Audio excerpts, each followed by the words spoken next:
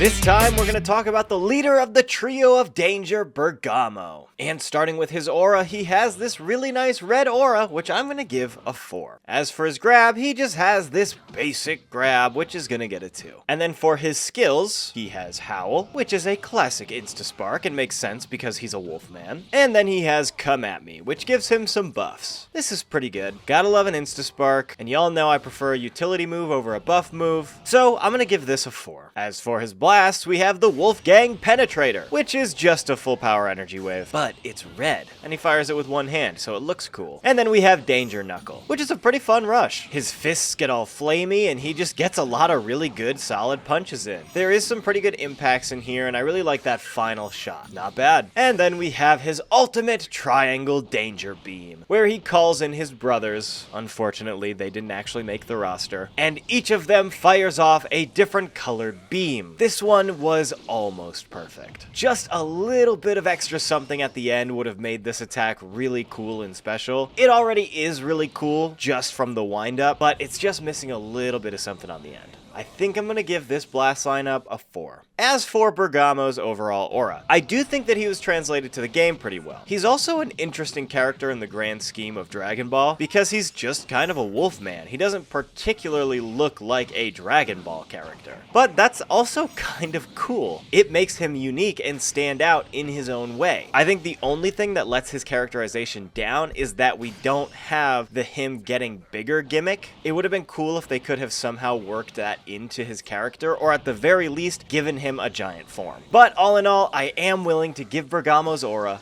a 4. And with that, folks, that is going to bring us to the end of this one. Short and sweet. If you enjoyed, please consider leaving a like and subscribing. It really helps me out a lot. And hey, I live stream almost every weekday, so if you see that we're live sometime, come say hi. But with that, I have been Gunchpot. This has been a moveset review. Thank you everybody again so much for watching, and of course, as always, see you next time.